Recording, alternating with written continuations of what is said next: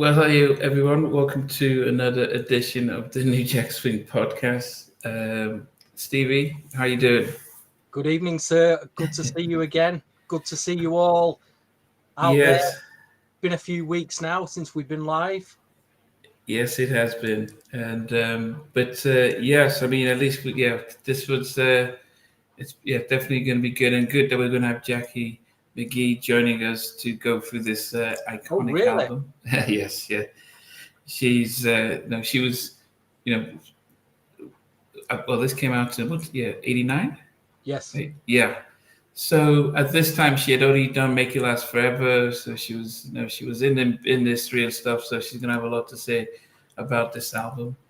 But anyway, but before we get there, how has been any big music news for you? There is one thing, and I've got it in my hand here. Can we do a live unboxing? Okay, go ahead. I'm really excited about this that came through the mail, and it's something that everyone that's watching this evening will want to get their hands on. And I promise Okay. you, it's readily available as well. It is readily available. So let me see if I can open the damn thing first. Here we go. Maybe I should have partially opened this before I started. So even Hulk Hogan tears his shirt before he tries to rip it off. Yeah, but I've got a big shout out. Action Records in Preston, which does mail order. Welcome, Damien. Nearly there. Okay. I'm not good at these professional unboxings like you see on the old YouTube channels, but it's worth the wait. This. Last Exit to Brooklyn, welcome. Here we go. Oh, okay. So what is Can you this? see that? Yes, we see three girls. Miss, I can't see what's it say because It says New Jill Swing, 1988 to 1994. It's a brand new double LP compilation on a UK label called Ace Records, compiled by Bob Stanley. I think it's. Let me just double check that. Yeah, Bob Stanley, who's in. I think he's from the group Saint Etienne. So he's compiled this. Also, it's on vinyl. Make sure my CDs here. Ah, yeah. It's also I got a CD as well. It's on CD. There is 18 tracks on it. And I know a lot of you've got New Jack Swing compilations. A lot of them have the same track list. Belle Biv DeVoe Poison, Rex and Effects, New Jack Swing, Johnny Kemp Just Got Paid, Johnny Gill. It's always the same track list over and over again. But this track list is amazing. I mean, he's dug deep on here. He's got Ex-Girlfriends on here, Jasmine Guy, The Good Girls, Tara Kemp, Joyce Irby, Mickey Howard, Tracy Spencer, Moni Love, Shantae Savage, Keisha Jackson, Escape, Nutty Nice, Pebbles, Karen White. I mean, you could tag a lot of your friends on this, Nnamdi. My goodness. But this is But come out last week, literally last week. Okay. So Okay. obviously this is the big New Jack Swing purchase to get this year. Support it. But is it anything new though, or is it the same songs? No, it's all stuff that obviously came out between 88 and 94. Okay. But they're all, solid album tracks that some of you may have missed. I know the ones that collect this stuff, like me, hardcore, will probably have all this stuff already. But if you're a casual New Jack Swing listener and you want to get a few compilations, and it's all. I mean, this is the first of its kind. New Jack, and now there's a New Jill Swing. So it's the first of its kind. This, and look at that cover. That's the nice. Good Girls, isn't it? It's the Good Girls, that. Oh yeah. Before Joyce, Joyce, what's her name? Talbot. Take your pick, folks. Get a CD, get a vinyl. I got this. How much was this on vinyl? It was £22. So, hey, guess who's here, Stevie?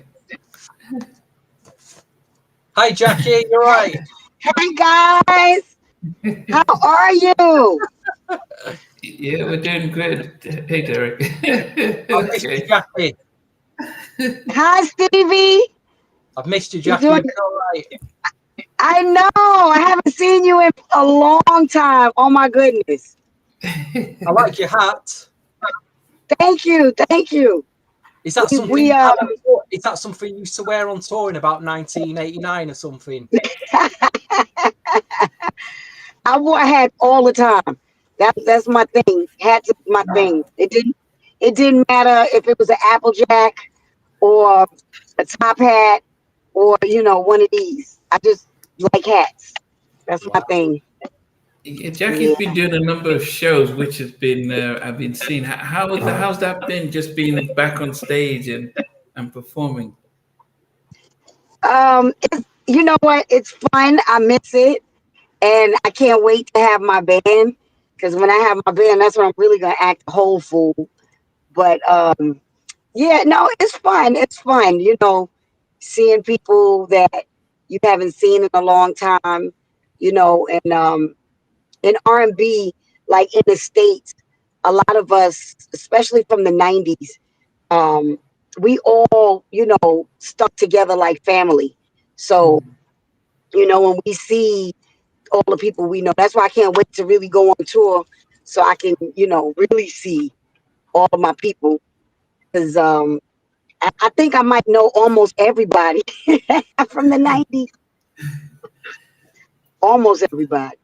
But has it been nerve wracking being on stage and performing? Because I've been seeing the rehearsals. I mean, you did a gala, you did other shows. I mean, each show is it becoming a lot easier as you sing and getting out the nerves.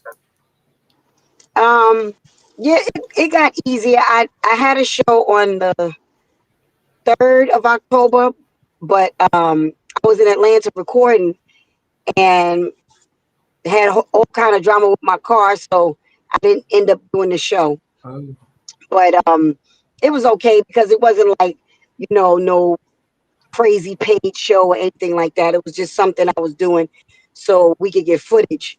Um, is with a comedian, so I'm sad I didn't get to do it, but at the same time I was in the studio because I'm working on wrapping up my EP. So okay, I needed to put have some more songs to put on the EP. okay, Yeah. okay. I know a lot of people have come in to as we celebrate the Rhythm Nation album. But before we do that, it'd be always good just to get a roundup of any music news over the past week.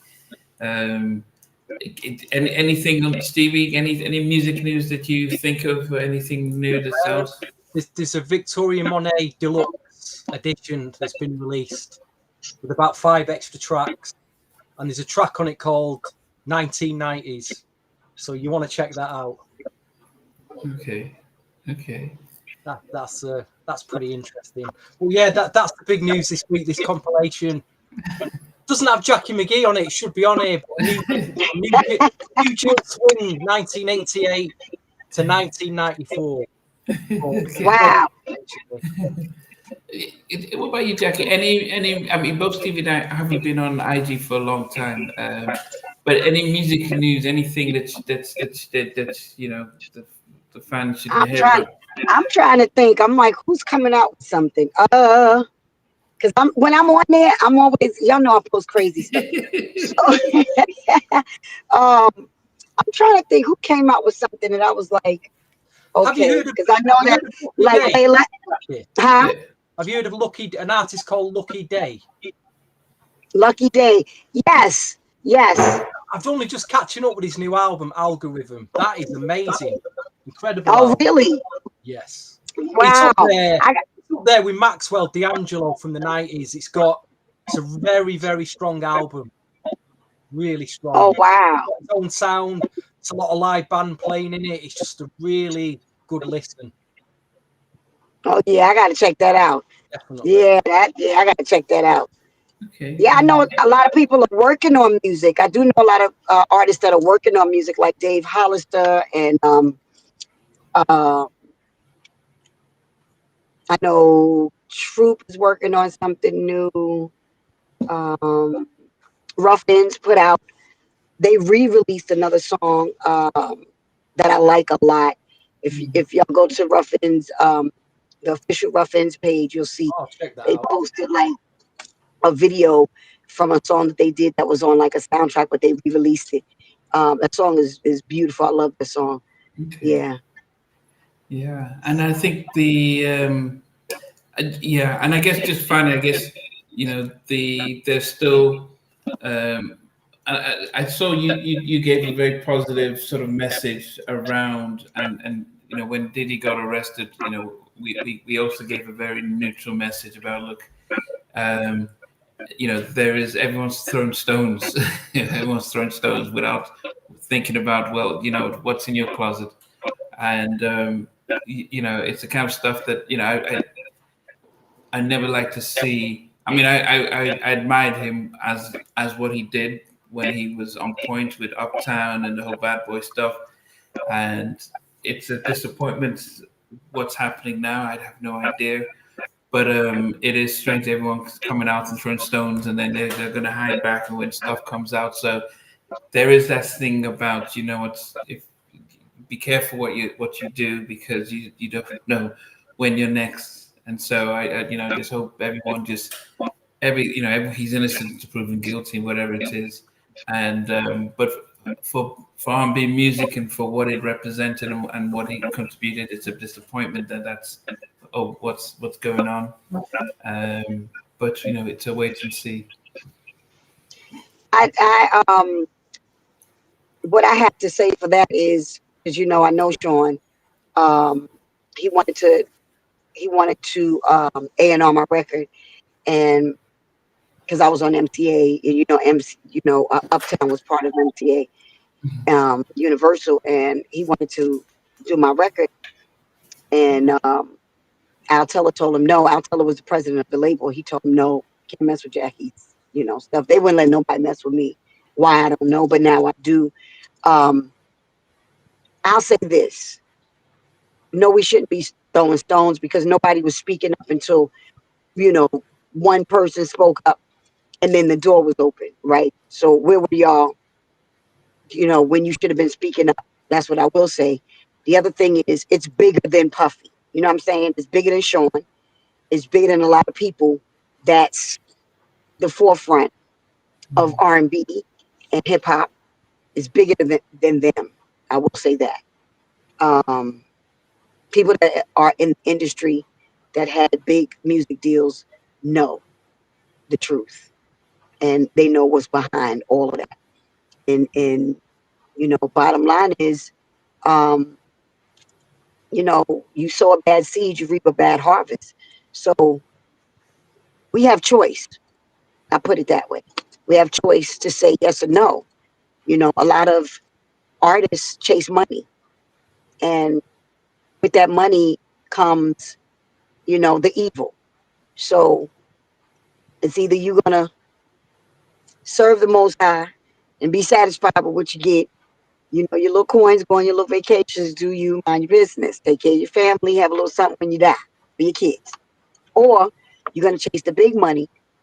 That's a whole different life, So people that have so much to say,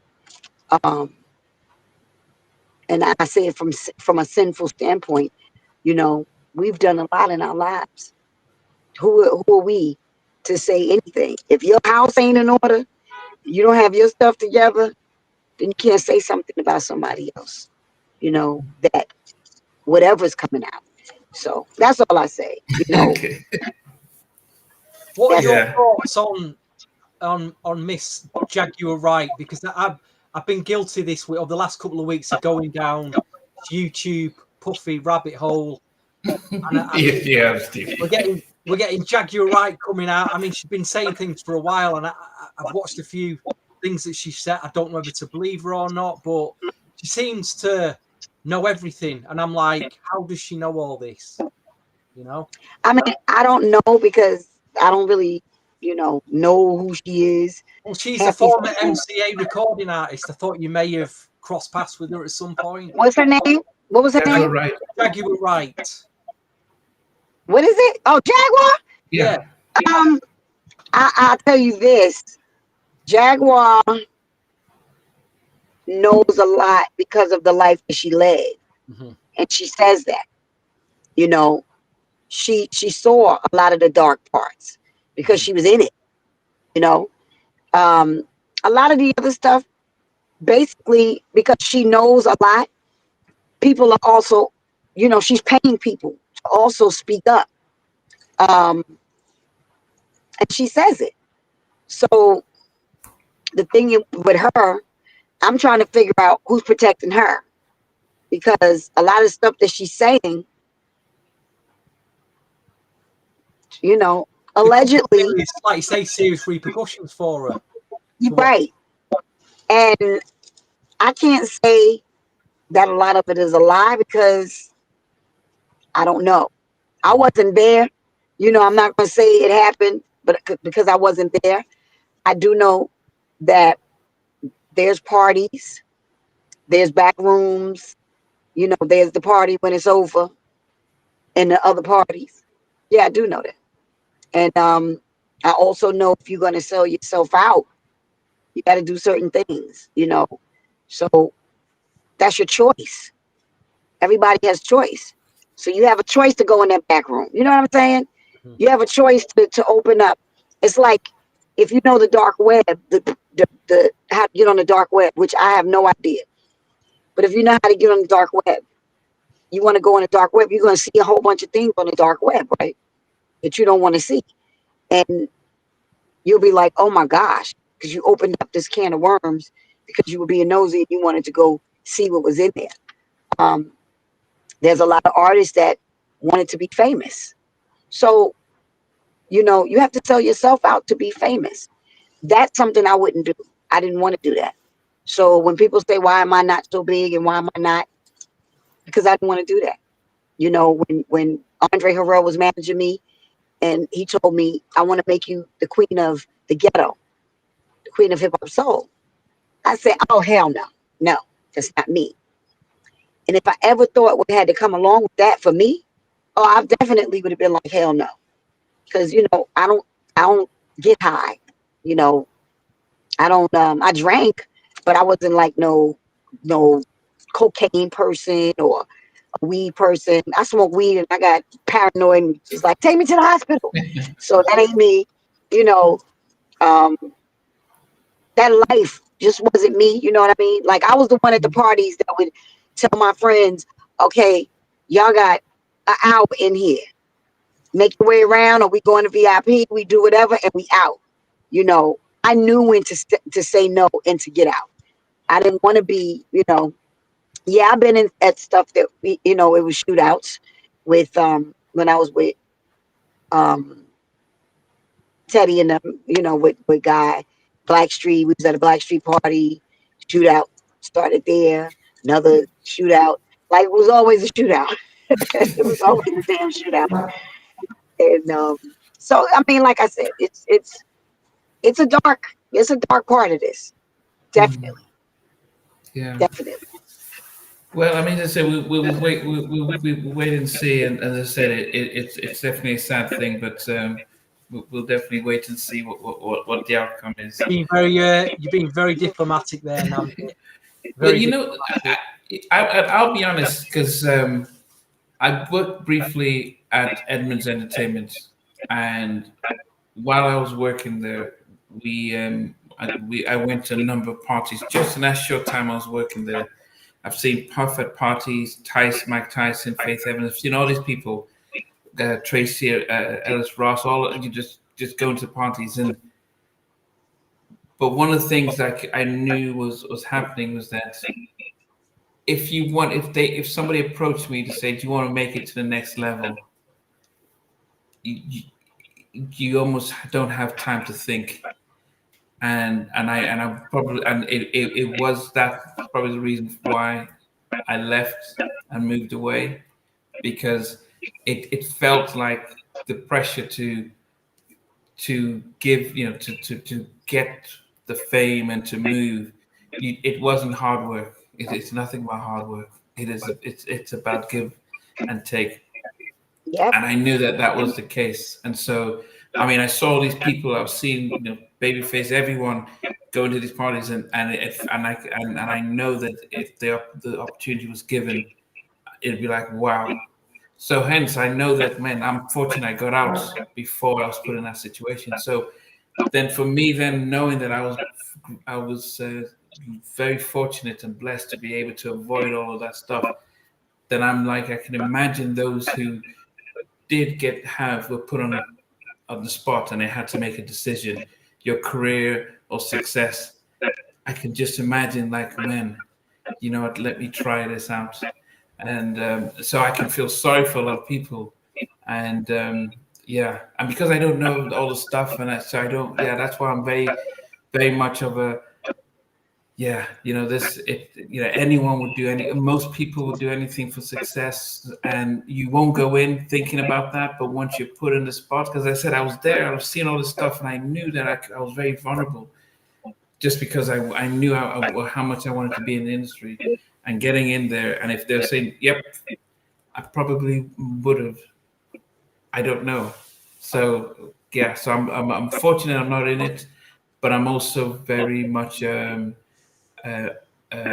sympathetic to those who made the wrong decisions, because I think they didn't go in there with that intent, and yeah, so I mean, I agree with you because you kind of are put on the spot. But again, at the same time, I do sympathize with some of the people that made the wrong decisions because I made the wrong decisions in my life. But again, you know these things before it comes, and they're gonna come. So you have a choice, and it's just how big you wanna, like you said, you'll move on to the next level, and it's just how much does this matter to you? You know what I mean? To be big. And I always said, for some reason, I used to tell my best friend all the time, I don't want to lose no family members because I used to see people losing family members and then they would blow up. And I was like, what is that? And I used to say that I'm not losing my family member to be famous. F that. No, no. And never knew what the hell I was talking about, but I would just say it, you know. So, and then I started to understand it later, really more so in the last couple of years, um, like since maybe 2019, when my eyes were open more um, to the darker part of the music industry. I'm like, wait a minute. Oh shoot! I'm glad I wasn't in that. You know, I could have easily been in that. You know, so it's. I just feel bad for everybody that's in it. I feel bad for Puff because even at the end of the day, all the stuff that he has done, he has a background from his childhood. You know, everybody has that background from their childhood that pushed them towards this. You know what I'm saying? So I I feel bad for him on that part, on that level. You know. yeah. So Yeah, I mean, as I said, anyone we've spoken to, from Eddie F to Jimmy to even Rodney Jerk, anyone who talks about him from the musical genius, you know, from the guy yes, who just looked at everything and took things to another level. You know, most of them didn't go to the parties and stuff, so they saw the hardworking guy. They saw the guy who, when he left Uptown, the morale in Uptown was like, oh, we've lost there, our Michael Jordan kind of stuff, and the whole label went down while he blew up, and then hence Andre just moved up to Motown. Like, what have I just done? So people who saw that part of him right. talk about the genius side. Most of them weren't at the parties. Most of them didn't do that. They didn't go to that side because they didn't get to that level. You know, he was just blowing up and leaving them behind. So a lot of things have come out now. I mean, back in 2002, when I was at in the industry, I heard about all this stuff. So it's funny because the public heard about it, but if you were in the industry, all that stuff was known. But yeah, but as I said, it's to me, as I said, it's no different from R. Kelly, no different when they did with Bill Cosby. It's the fact that these are giants of the black entertainment industry who've done so much to elevate the art and the culture, and unfortunately there's a side of them that seems to pull them back, and so we just wait and see. I feel like it's a quarter of the industry about to fall off in the next 6 months because of this. Even half the industry, that these big names are all just going to come tumbling down. It's almost like a cliff edge at the moment. I agree, Stevie. I agree. Very concerning. Very concerning. Yeah. And I agree. I agree because, like I said, it's deeper and bigger than people know. And the one thing that Puff is very smart with, he got videos, and I think I really feel bad for our R&B and hip hop community because we got robbed. In the industry, we got robbed, and all you got to do is think about the people that own the companies. Mm-hmm. The people that own these companies are the ones that are robbing, and they don't care. And if you piss them off, then all of a sudden you're crazy, or you set up. Now all your shit come out. Excuse my mouth, but all your stuff comes out. Like they didn't see you doing this before. They wasn't part of it. They weren't, telling you about these parties. This is what I'm saying. So it's gonna be a big mess for R&B and hip hop music. I really believe it's gonna be a big mess. Yeah, but you're right. I mean, the moment he took on D'Angelo about the Ciroc, and that got settled, then things turned around. The moment, I think the same time with Kanye talking about getting out of his record deal and exposing the whole industry stuff, then he became, things just changed for him. I think the same thing with R. Kelly not wanting to sell his publishing. So I'm not saying that they were innocent. It's just saying that everyone kind of enabled and knew what was going on. But you turn on them, it's like, oh, we're going to show you. Right. And then they start coming and they come after you. And either they silence you or they take what you thought, they're trying to say, who do you think you are? Like almost like the mafia kind of situation. So as you said, it's everything. I think I listened to Charlemagne saying about Michael Jackson became the most powerful person in the entertainment industry, where Sony paid $500 million just to get to merge with half of his publishing. He became that big, and then they took him out, and then they were able to get his publishing, but he owned half of Sony Publishing, which was the biggest in the world, and that became too powerful.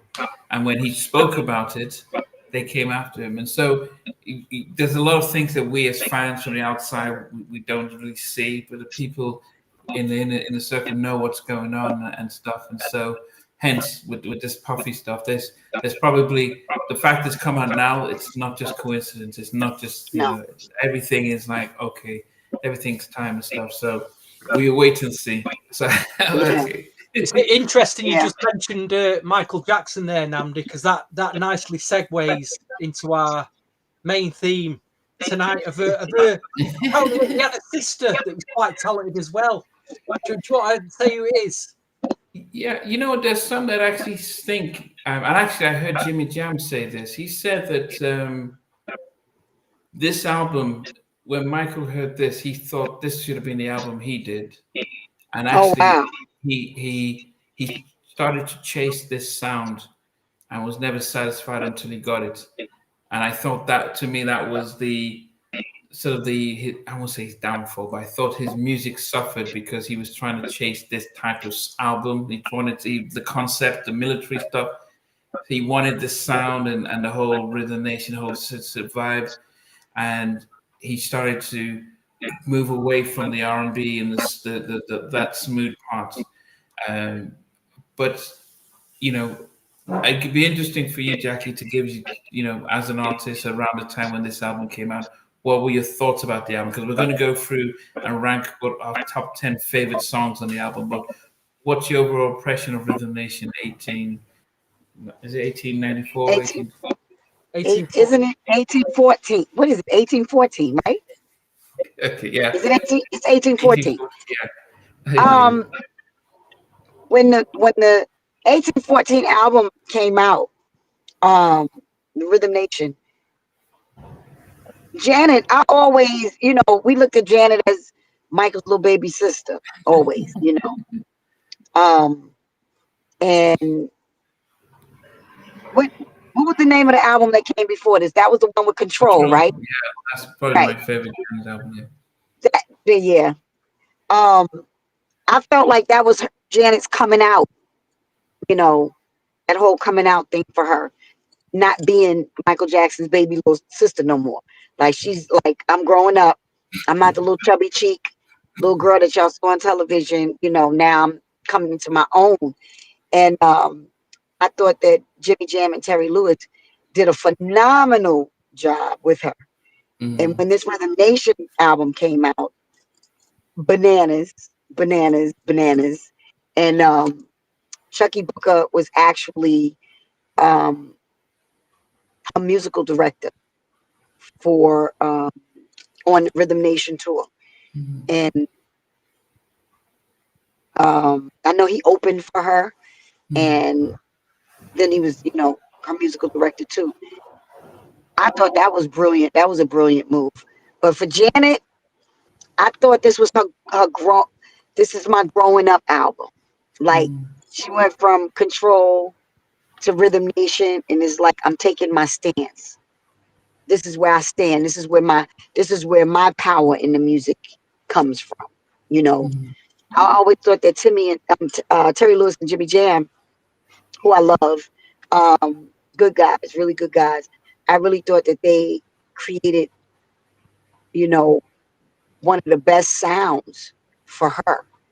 I know that you can hear a lot of their stuff, and you hear little stuff that might sound like a Janet song. You know what I mean? Because they had their flavor. Like, when you hear a Babyface song, it's Babyface, it's LA and Babyface. Yeah. Same thing with Terry and Jimmy. When you hear a song, it's Terry and Jimmy.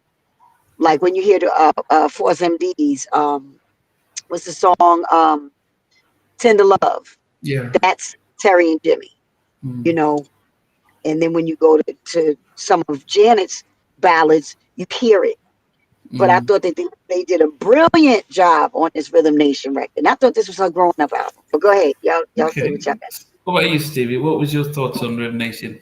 Hey, I felt like Jackie was saying there, Jam and Lewis, in terms of production on this album, they threw the absolute kitchen sink at it. In terms of the sound, the drums, the melodies. There were sounds in this album that I'd never heard before on anything.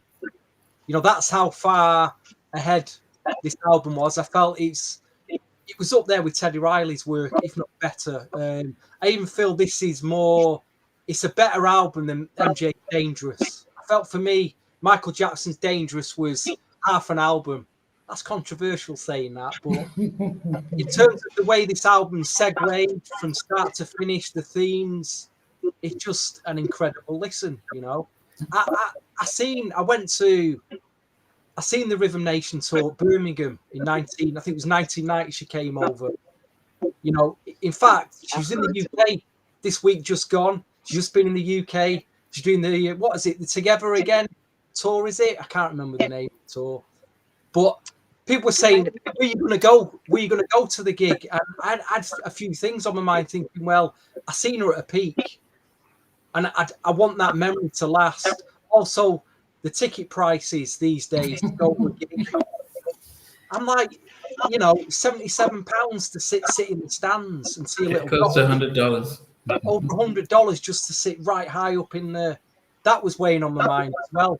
And I thought, she's 58 years of age now. Can she get on that stage? I'm struggling at 50 with my back. She can get on stage and dance. But you know what? All credit to her, because I've seen some. I didn't go, but I've seen some of the footage on YouTube. Some great footage, and for her to get in a corset at 58 get herself on that stage and jump up and down and move, and bless her, absolutely, you know, because I've seen both these. If you go on YouTube now, there's the Tokyo Dome 1990 gig in its entirety there when she's at her peak, and she's bounding up and down the stage, her energy, and she's singing live. She sounds incredible. Yeah. And in the past, I've kind of like made references to her not being a good singer. I kind of take I'm taking that back now.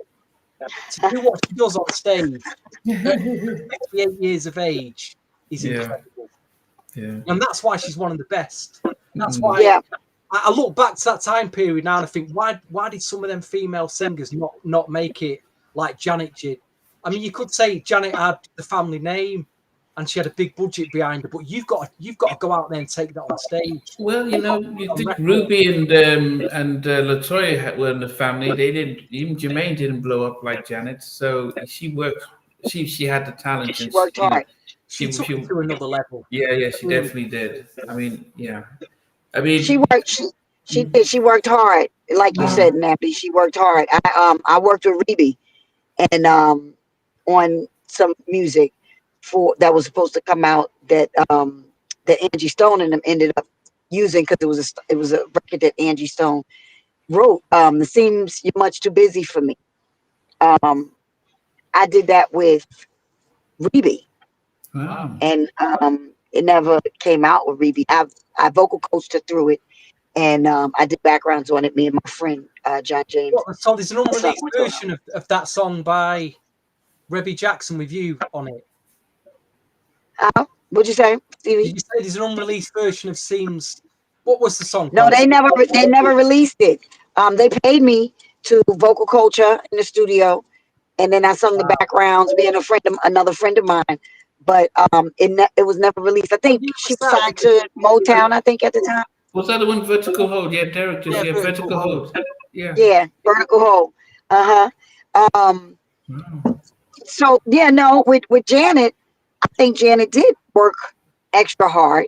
And like you said, Stevie, because I saw her, I was on stage when I was singing with Toto. She was in I think it was Amsterdam or Rotterdam. We were in one of them, and Janet was the night before us, and I was singing with Toto then. So I called Chucky and I was like, "Oh, I want to go to the show. I want to see Janet."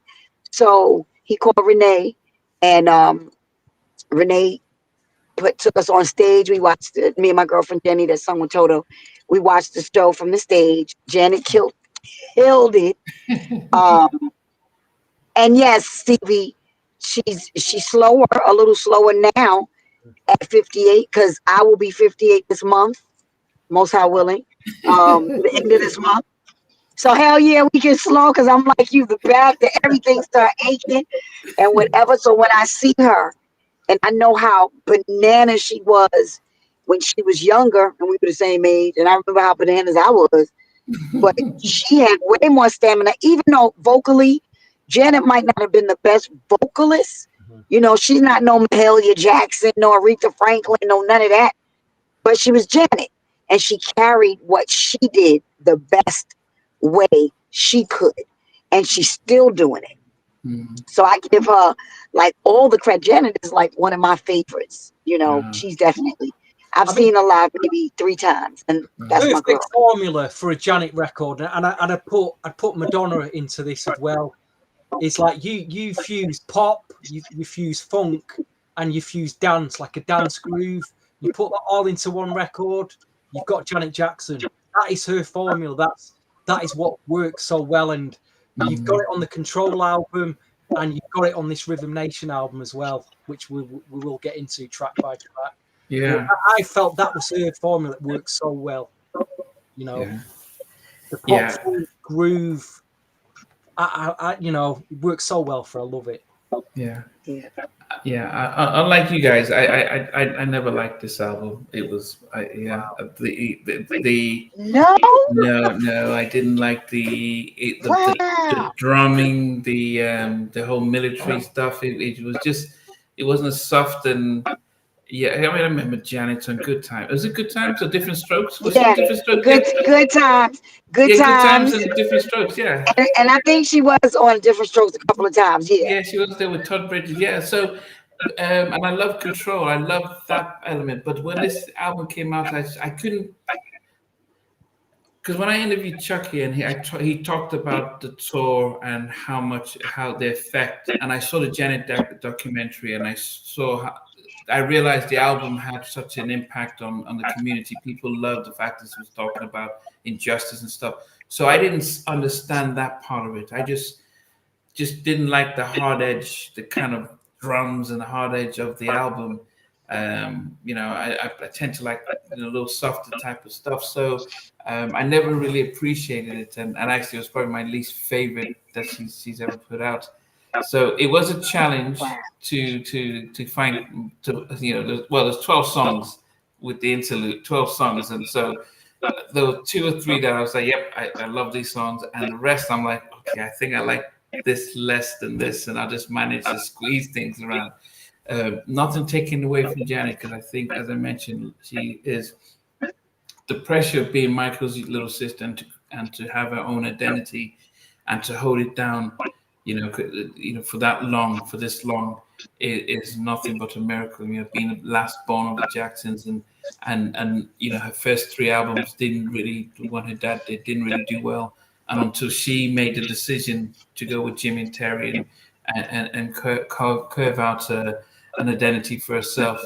And I think probably maybe the Control album was probably not the Control, the Rhythm Nation album was one of the reasons probably why I kept forgetting how good Jimmy and Terry are, because every time I hear Jimmy and Terry, I'm thinking Janet, and I'm thinking Rhythm Nation, and I'm like, oh yeah, I don't really like what they did with Janet.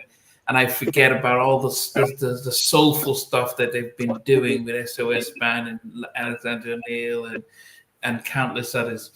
So hence, this album always reminds me of, the part that I didn't like. But we're going to appreciate it. It's an iconic album. It was an iconic tour, and she deserves a lot of praise for what she's done.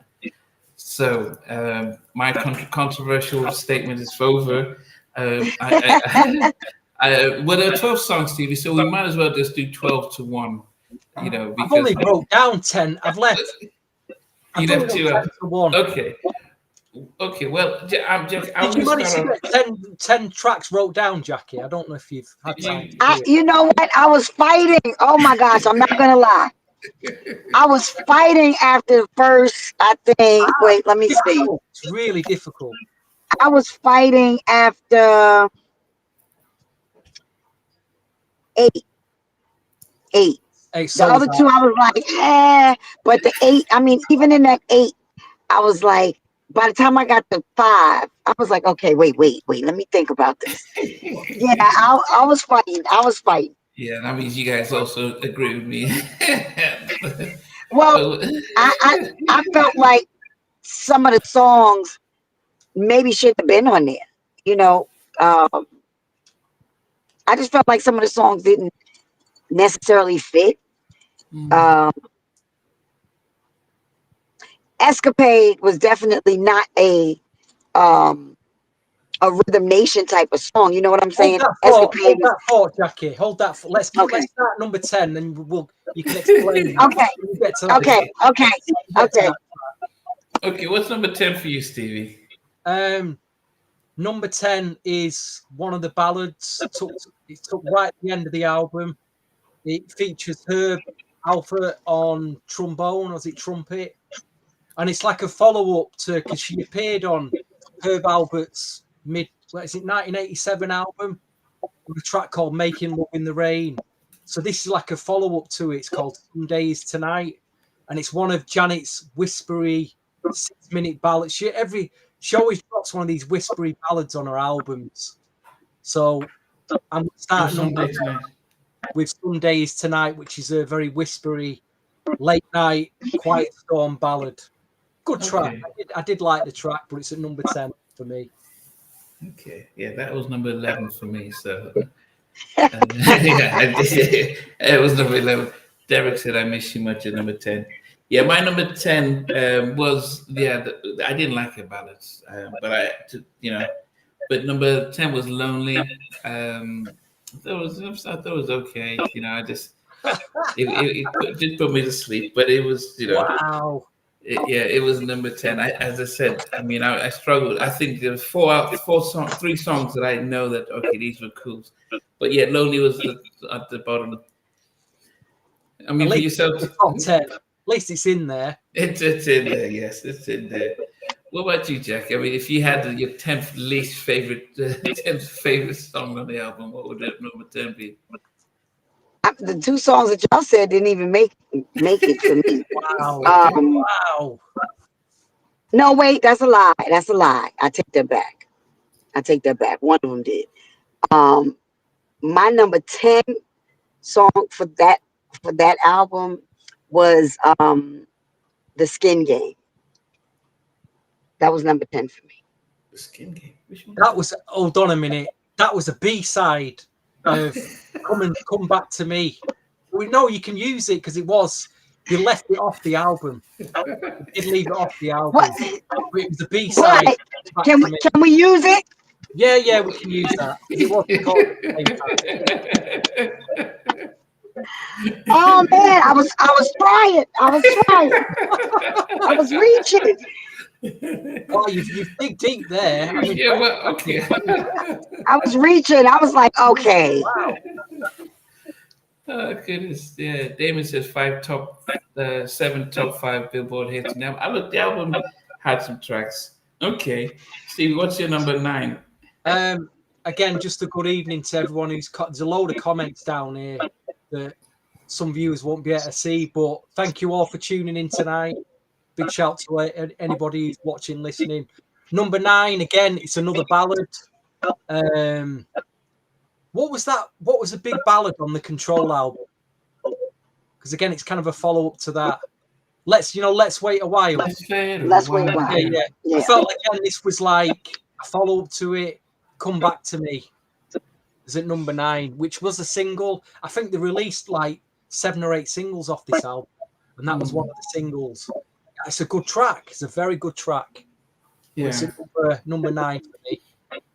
Yeah, that was also nice guitar in it as well. A very nice, really good guitar part in it. That classic Jam and Lewis melody that you get on a lot of the ballads that they did over the years for Alexander O'Neill, and it's all there. It's got it all there. Yeah, that was number 9 for me. Come Back to Me. Yeah, I mean, it was funny because I'm listening to this album and there's some elements of Johnny Gill. Love You the Right Way, Rubs You the Right Way. Yes. Some New Edition type of vibe going on in there. So Come Back to Me was, I listened, I think, this could have been Ralph singing this. But yeah, that was number 9 for me.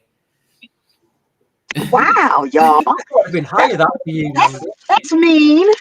I would have been higher for you, Nnamdi. No. Right. Me too. Okay, my number 9 was is Lonely. Wow. That's my number 9. You two don't rate that track at all, then. Yeah, I mean, it was sleepy. Some of them just don't move. They just didn't move me like that. You know what I mean? I can't explain it.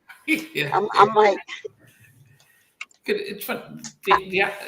I can understand. As I said, I had number 10, so I can understand. yeah, I had it 9. Stevie, number 8 for you. Number 8, how did you describe it before? This album was too kind of. The best word I can describe this track is industrial, and it's the title track of the album, Rhythm Nation. I do like the track, but the others I like much more better. It's quite. I think I have to be in a certain mood to listen to it. It samples Sly and the Family Stone. It's got one of their big funk samples running through it, but I do like the track. I mean, it's a great video, the uniform and everything, and she's stomping around doing all their moves. But it's quite high up for me. So Rhythm Nation's at number 8. Very industrial. Wow. Yeah. Wow. Yes. Yeah. Wow, Stevie. I'm surprised. Wow. Okay. Surprised myself. It's that high up. I'll be honest, I surprised myself. But I love the track. Don't get me wrong. Number 8 don't mean I don't like it. I'd say from 8 to 1 now, any of these tracks would have been number 1. I rate all from 8 to 1 now. They're all my favourite tracks from this album. That's very interesting because when I look at my number 8, I left it out. Then I thought, actually, there are elements of it that I didn't mind. And Ribbon Nation was number 8 for me. Wow. Yeah. It was, I mean, because it was,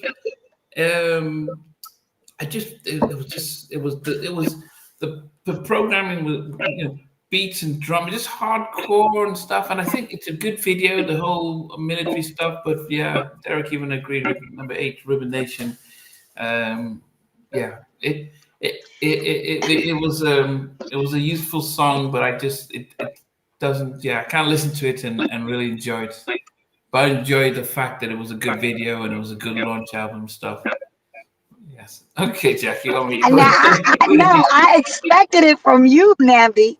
I expected that from you. I didn't expect that from Stevie. Because Stevie was like, it's a high album. So I'm like, wait, Stevie, you put that one down there at number 8. Okay. So number 8 for me would be what is it? State of the World. State of the World. Wow. State of the World was number 8 for me because I feel like that song is like how y'all feel about Rhythm Nation. That's what I felt for State of the World. Okay. Because I was like, okay, that would be. Okay. That's interesting. Okay. Stevie, what goes number 7 for you? I'm just double checking the credits on the CD of this album. Hope it's here somewhere. And it's got on this the track that I picked. At what number are we on? Number 7. Right. 7. Right. Yeah. It's got It says Finger Snaps. They didn't use his vocal in it. They used his finger. Johnny Gill on Finger Snaps. Oh my God! What the heck? That's how you just get money. That's how you just make money for no reason. You got Johnny Gill on Finger Snaps. He must have been in the studio he must have walked in the studio that afternoon, seen a recording, and thought, right, I'll probably jump on this with me. Right. Bit of finger. But how do you get credit for that? But because you can. It's one of the fun tracks, one of the real fun, happy tracks. I love it. It's called Escapade. Wow. Good Stevie. Okay. Fun, poppy. I love the video as well. I think they're at a fairground, aren't they, in the video? And there's a fairground, and she's got a nice outfit on, and it's a very happy, feel-good pop track. But Jackie, how do you get paid to snapping your fingers when anyone could have just gone in there and done that? And Janet could have done it herself. Because Jam and Lewis can put down whatever they want, and you put it in. You put it in for AFTRA and SAG, and you get paid through AFTRA and SAG, FM after SAG, and he get paid. They can put it that they giving him triple scale for coming in and doing finger snaps, and he get paid triple scale. That's freaking amazing, Stevie. I never knew that Johnny Gill did damn finger snaps on Escapade. The credits. I've dug my CD out, which I haven't dug it out for about 20 years. Well, I think we are all entitled to some cash because we've been popping out there going fingers for a long time. We are entitled to a piece of somebody's damn record. It's not like he sang backgrounds. He just slapped his fingers, man. That's right. Wow. Maybe they were thanking him for giving him for Motown, for getting Motown to pay them for doing the Johnny Gill album, because they did a big chunk of that album. So they probably would give him just like, thanks for hooking us up. Looking out. Yeah. So, right. Thanks for looking out. Yeah. Okay. Finger snaps. Okay. So my number 7 was Living in a World. I didn't mind this. In fact, it did sound like a New Edition track as well. And I like the message behind it as well. So this one, This one I could dig. Living in the World. That was my number 7. I felt that was very close to being a Michael Jackson track. Yeah, I mean it was, but I think it was better than the Heal the World. Probably not nowhere near like Man in the Mirror, but that's her version of that type of stuff, which wasn't too bad. Derek, you need to be red carded with that number 7. Goodness. Okay, all right at number 7. He needs to be red carded. Yeah, Jackie, what about you? What was your number 7? My number 7 is The Knowledge. Wow. Okay, Wow. goodness. Well, the song that you just said, Nnamdi, I don't even remember that song. I'm like, what song was that? Oh my gosh. You had little kids in the back. It was that kind of, yeah. It was yeah. She was talking about living in the world and all the injustice and stuff. Okay, The Look, Knowledge. Wow. I think we're going the opposite with Jackie, but The Knowledge. Okay. Stevie, what's your number 6? Number 6. This was more of like a mid-tempo, but it had again a lot of classic Jam and Lewis melody changes. Again, I love this record, and I'm like, it's killing me to be at number 6. Love Will Never Do Without You. Okay. wow. Very We both said but strong, very strong record, I thought at the time. Love will never do. Again, that's the Janet Jackson that I know. It's got all the elements of what I saw yeah. Janet Jackson record with. It's a fun again. It's another fun record. So yeah. Number 6 could have been Number higher. 6. Number 6. So my number 6, and I would say that my number 6 sounds like my number 5, sounds like my number 4. It felt as if what they did is like, we've got this drum loop, and we're just gonna sing this song. Okay, let's use the same drum loop. Sing this song. Yep, let's use the same. It felt like, wait a minute, there was hardly any difference. So Miss You Much is my number 6, but it sounds no different from Escapade. Sounds no different from Level No. It was almost felt like the same drum beats. They just changed some of the melodies. It felt as if they just kept this drum loop and let's just sing. Let's see how many songs we can create with this. And when you finish, we'll use some of the remnants to do "Rob You the Right Way." It was that was the Yeah. No, you're right.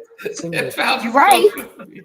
So, Love Miss You Much was I listened to it and I'm thinking it sounds just the same, but you know it was no different than Escapade. It was the same type of vibe and stuff. So Miss You Much was my number 6.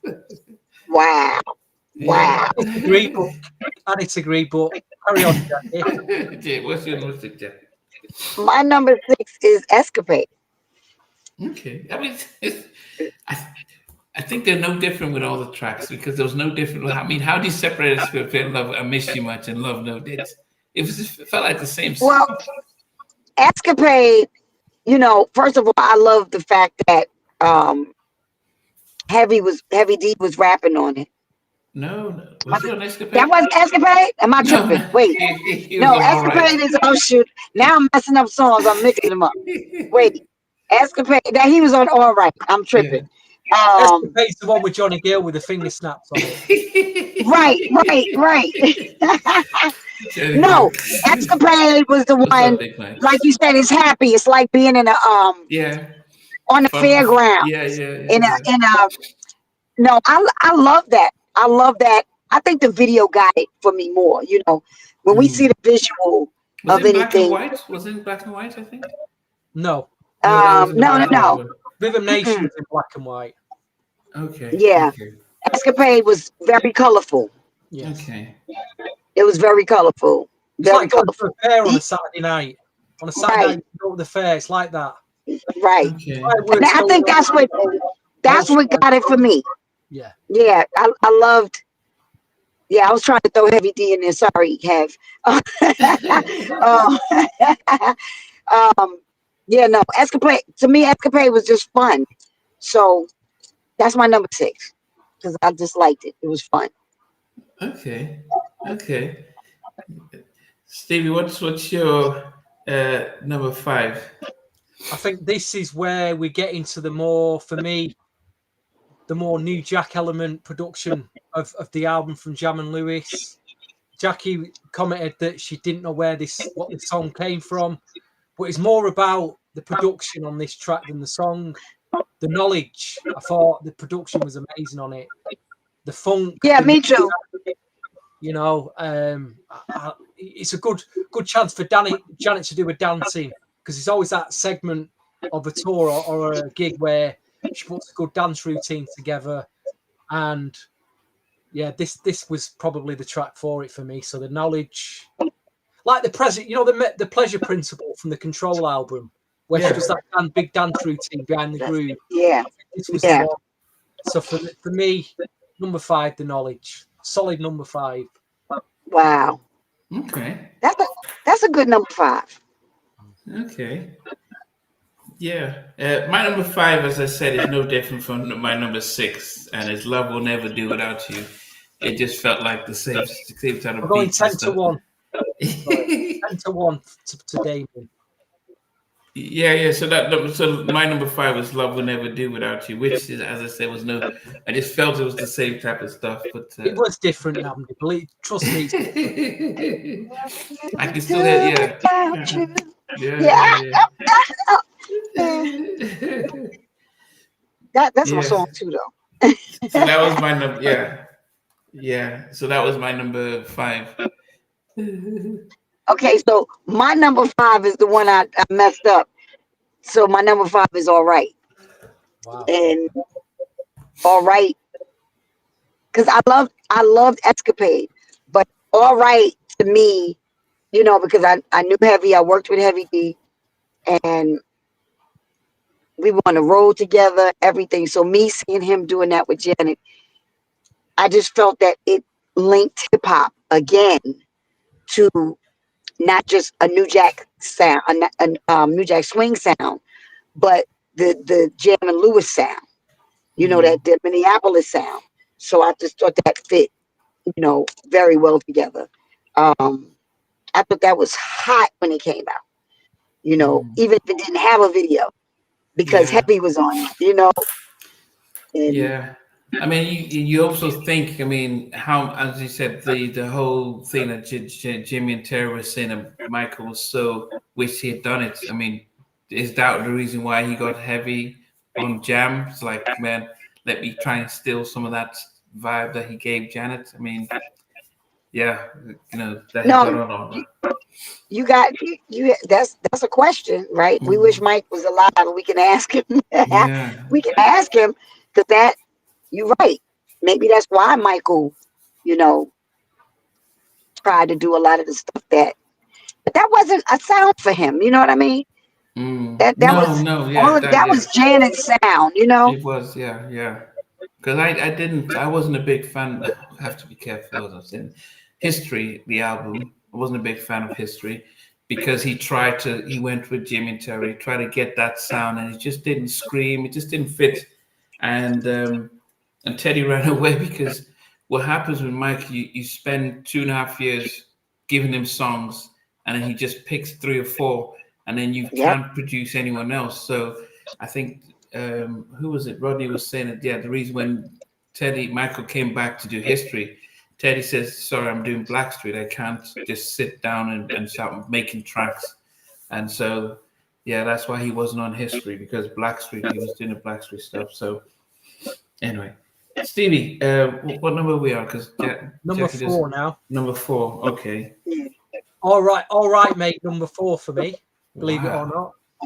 Wow. It was an epic video. It was a cinema-esque. I suppose it was like Michael Jackson's "Remember the Time" moment. This was Janet's moment in All Right.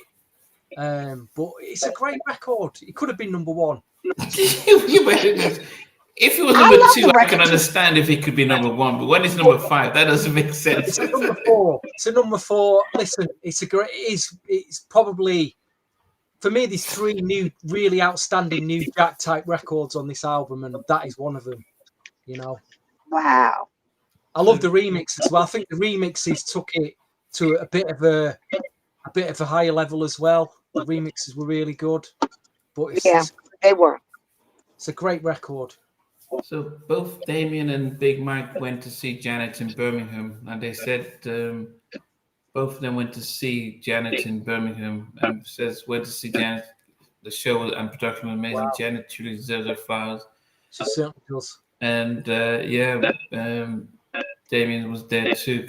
Can you just imagine? I mean, goodness. Yeah, I mean, it would have been. I guess if you've never seen her, it would have probably been good to be able to see. Okay, so you guys have Right. Okay. Yes, yeah. Rest in peace, Frankie Beverly. My number 4 was Escapade. So this was, yeah. I've just been seeing the videos. So Yeah, as man. much as the videos were different, the videos were different and stuff like that. But it's still, it was very hard. As I said, I put the 3 tracks together because they were very similar to me, and it was just the tops of the coin. Which did I prefer most of it? And I think the Escapade was a little like Liberian Girl type of it's a little element of that. So Escapade number 4. Not much to say about it. Oh wow. I think Wow. my top 3 are I think okay, this is it. So yeah, these were like if I had to rate songs, I'll just put them here and there. So that was number 4 for me. What's your 4, Jackie? I don't know, Stevie. I'm scared of Nnamdi's number 3, his number 1, 2, and 3. I'm terrified because I'm like, well, what could be your number? You didn't even like the record. We want to know. My number 4 is "Come Back to Me." Yeah, it's deserved to be there. It's like I say, it's a really good record. I loved that ballad for Janet. Okay. I love that ballad. I loved it. I thought, you know, I've always been a Janet fan, like I said, and Janet might not be the greatest singer, but you know, even like a Keith Sweat, they know what to do with their voices, with what they do. And I like when she sings in her whisper voice, and I like when she, her whisper voice, and I don't know, she just that song does it for me. I like that song a lot. Okay. That's Yeah, it was it's anytime, any place. It was like a precursor to that. yeah. Not too bad. Okay. Stevie, number 3 for you. Number 3, this was the final single that was released off the album. It was released in the US and Japan only, and it's just a personal memory for me. Some of the singles that released in the US, they came, and I always say this on the show, they came out as like promotional CD singles, like there's no covers on them, Right. and it'll say on the back, I've got a few of yours, Jackie. I've got Skeezer Wow. somewhere to find it, but it always says on the back, promotional only, not for resale. And I found I get this record store one morning on a Saturday morning, and there's this box on the floor in the corner, and it was just packed with like US CD singles. And I said to the guy behind the counter, I said, "How much are these?" And he went, "Well, we just want to get rid of them. You can have them for £1 each." And in that box was Janet Jackson's "State of the World," which is at number 3, and it had about 10 remixes on it. And like you say, it's worth a lot of money now. It's worth $50 plus as a CD single. So I was just so lucky to find it. And again, it's for me, this is like the real hardcore New Jack groove on the album "State of the World." Proper, real, solid New Jack groove. I always loved the record. So number three for me. Okay. It seems as if Stevie and I were onto something, because that makes my number 3 as well. I think. Oh wow!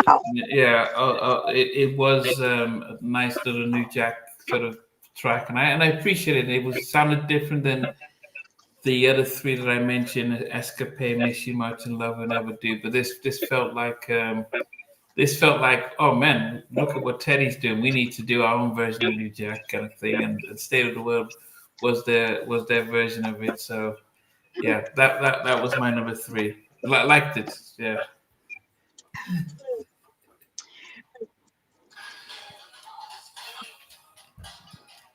What about you, Jackie? You're number 3.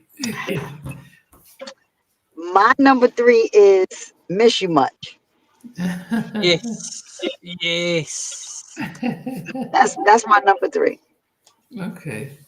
I think it's And the I know, lyrics. wait, Stevie was saying something about, or was it you, Nnamdi, that was saying Miss You Much remind you of, who was saying it reminded them of another record? Which one was it?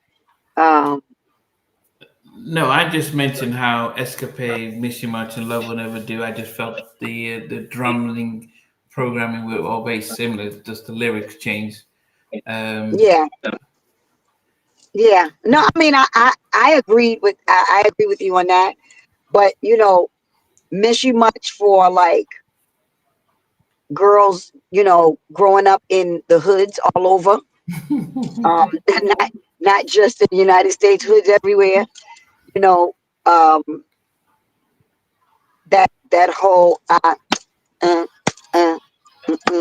you know, that was like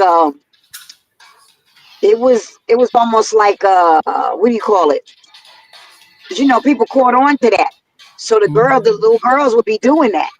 You know, the whole "I miss you much" thing. You know, we didn't have IG and none of that then. So you would see the girls do it outside.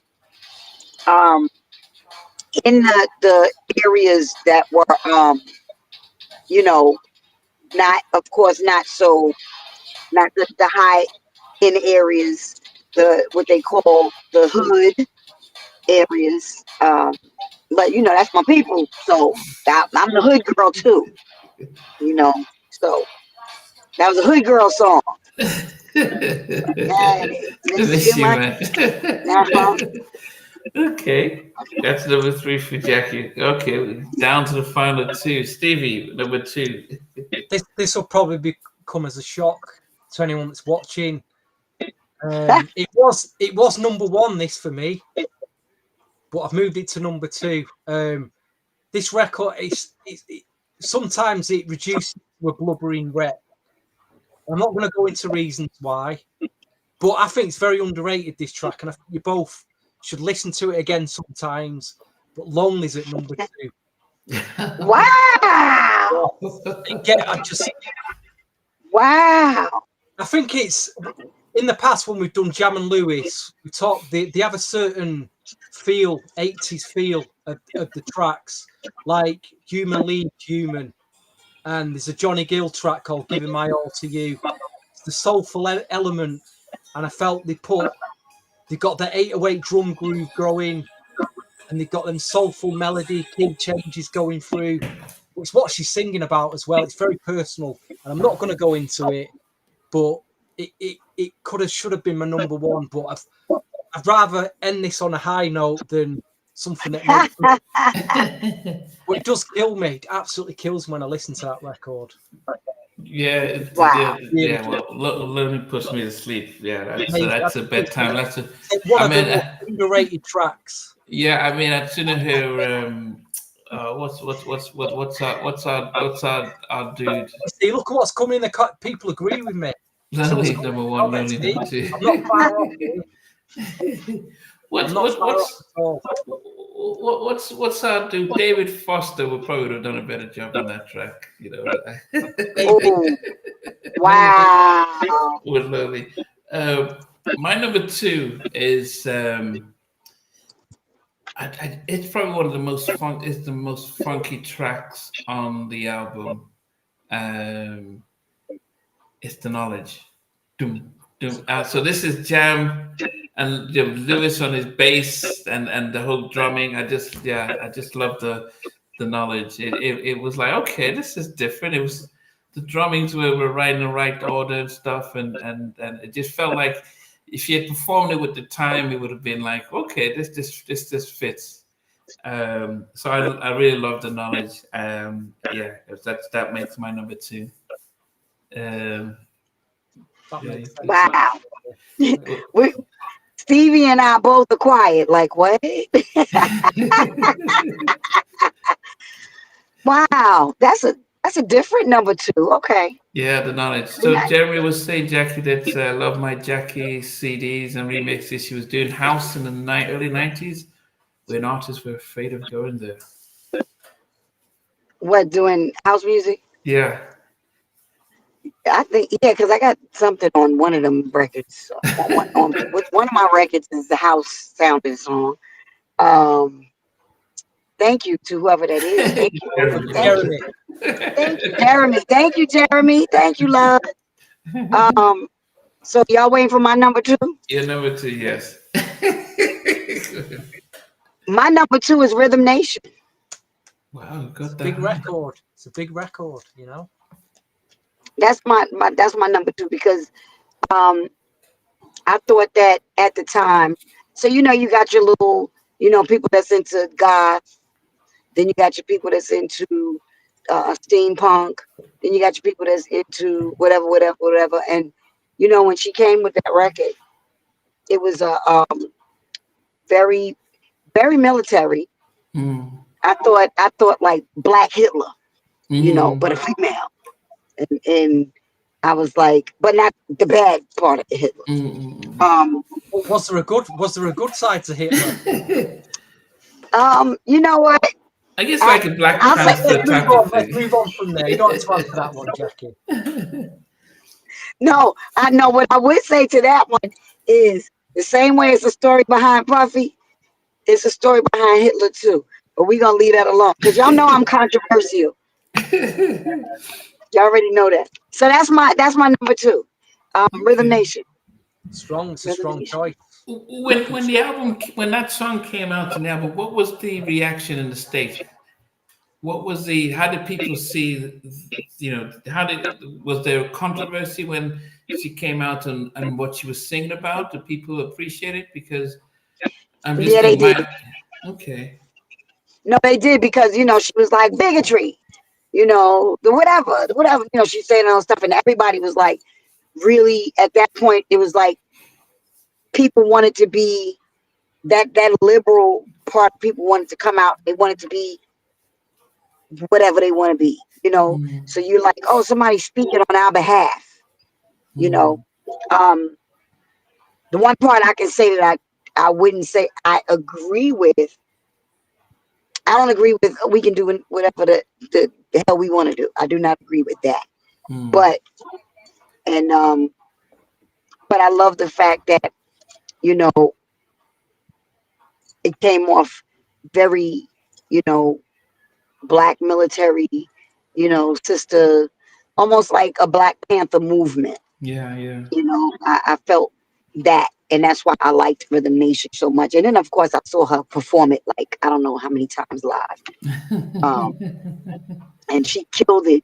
So every time she did the 5, 4, 3, 2, 1, I was like, okay. I'm done. They were killing it every time. So, yeah, that's my number 2. Yeah, okay.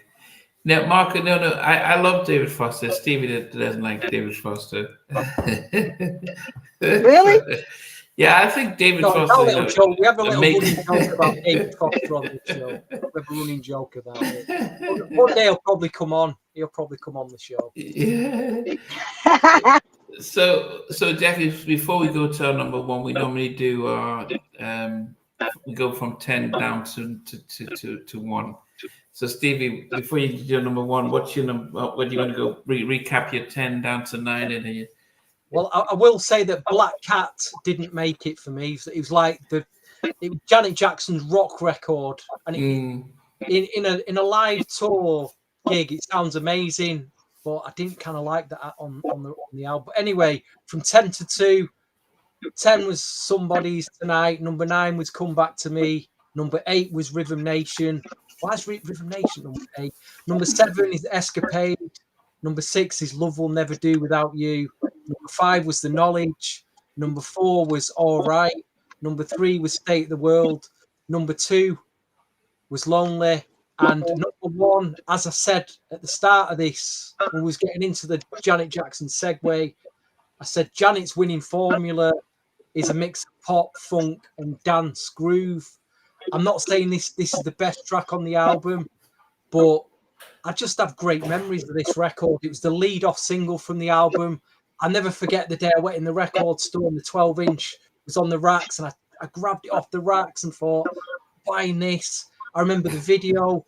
There's a key change in the chorus. When it comes, it kills me. It kills me every time when I listen to the track.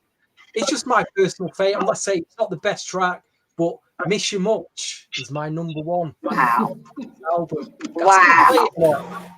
You know, it makes me feel great when I hear it, and it's just a good pop funk groove record that I think Janet does really well. It's number one for me. Okay, I didn't realize that was the lead single, because I thought the River Nation was the first single. That's what I thought. Yeah, so it's interesting that they went from there and switched it. Maybe it was the deal with the record label. You come out with something like. It was a good from Control over to Rhythm Nation. This was right. You cross from one perfect record to cross from one album to the other. You know? Okay. Yeah, I mean, Black Cat was but the least favorite on the album. Out of 12 songs, it was number 12, and Someday Is Tonight was number 11. Number 10 was Lonely. My number 9 was Come Back to Me. Number 8 was Rhythm Nation. Number 7 was Living in a World. 6 was Miss You Much. 5 was Love Will Never Do Without You. Number 4 was Escapade. Number 3 was State of the World. Number 2 was The Knowledge. And my number 1 is, this song was so good that when they put it on the album, they thought, man, we don't even want to stop recording this track. We're just going to keep playing it. You'd think it was actually an extended remake, because that was how good the album was. It was so funky that they were like, man, let's just keep going. Let's not stop. And yes, the video and then also the feature with Heavy was amazing. But if you just listen to it's 6.5 minutes on the album, it just shows you how much they love the track, that they just kept playing it and try to let's just extend this. I just love All Right. You know, at first when I saw Heavy on it, because I remember I'd moved to Nigeria, when I saw that, I thought, oh, this is the new Teddy stuff, because Heavy and Teddy was all the stuff. But I just loved All Right. I loved the Heavy part, the diddly dee, the overweight MC, you know, and he did a little dance stuff, and then they did the dance. But it was just, as I say, if you listen to the album itself, you're like, they didn't even need a remix or an extended remix, because that was the single on the album, 6.5 minutes, or just continuously and just going on. And so that's one of my favorite Janet, Jimmy, and Terry productions, and that's when they came and said, yeah, you know, Terry, we know how to do this stuff. So All Right is my number 10. Wow. Top 10 that now. It's good top 10 from you, that, Nnamdi. Very good. That one, you did better than we thought. For you not to like it. You did better than we thought. Okay. We see you, Nnamdi. Okay, so we going to mine. Yeah. Okay, let me put my glasses on for this. So my number 10 was The Skin Game. Lonely was my number 9. 8 was The State of the World. 7 was The Knowledge. 6 was Escapade. 5 was All Right.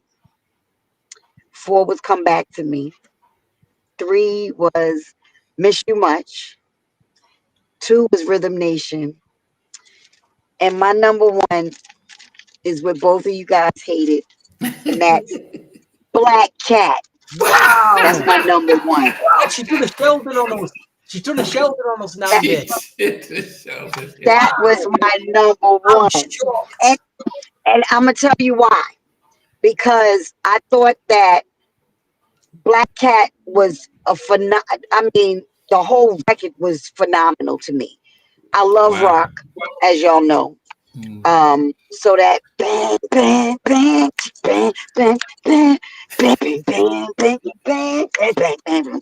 I was like, yes! Screaming through the whole thing when I first heard it. But it's not even that. It was the fact that they took Janet somewhere else that she don't normally go. Mhm. That's what made it the #1 song for me, for her, because that wasn't a Janet thing. You know, Janet, that's, you know, Miss Dancing and whatever. But when she did Black Cat, I was like, I'm done. That's my joint right there. So that's my #1. Wow. Okay. I I was like, actually, I mean, wow, it yes. looks as if I did not it see won. that one coming. No, I didn't see that going. It's I was like, oof. yeah, and I actually didn't think that. Yeah, it's good the fact that you actually took your time, thought through it, and actually, you know, came out with that. Um, I I don't know why I didn't like it. I think maybe because um, it didn't feel as, when you think of, say, Dirty Diana, or Michael's Given to Me, it was rock, but it wasn't as hard. He still kept it, you know, even when he did Come Together, he still was able to just control his voice. I felt the track overpowered Janet. I think he just overpowered her. That's probably why I didn't think she was in control of the track. It felt loud and heavy, and I didn't think she could control it. Like when Michael did it, he controlled the You track. controlled it more, yeah. You felt like, okay, it's Michael singing, and the track was there. So that was just my. But you know, it's risky for her. Yeah. D-Hawk was saying I he loved felt the the video. he had stayed when she was putting a tour together. That would have been, it's a stadium type record. It'll sound great in a stadium. A big rock record. Rock was so big at the time back then, 80s. Yeah. So big that you play that at a stadium, it's going to go down big time. Go crazy, right? Crazy. I Understand? mean, like I said, I thought it was different for her to try to do, because for her vocal ability, but for me, she pulled it off, and that was just my favorite joint on the album. Just one of my favorite joints. Betancourt of Extreme played guitar. Wow. Ooh. So he did have a rock guitarist on. Fair play to him.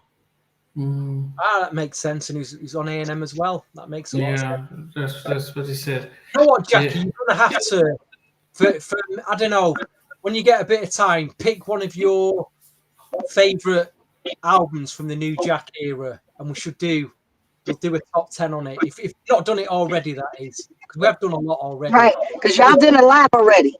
Right. So I'm like, we got to figure out what album y'all didn't do yet. They get a list of 5 albums together. If we've not, and we'll try and pick the ones we haven't done. And we'll have to get you back on.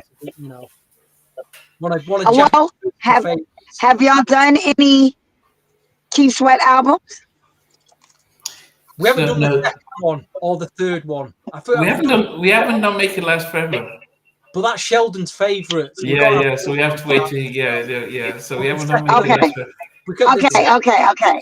Okay. Make It Last Forever is probably my it is one. I think it is my favorite album, more so than the Bobby album. It's number one than Bobby's too. I love the second Keith Sweat album. I think it's amazing. So underrated.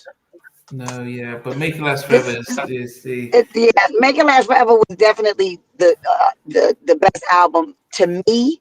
Yeah, because I felt like Teddy and Keith killed that album. Yeah.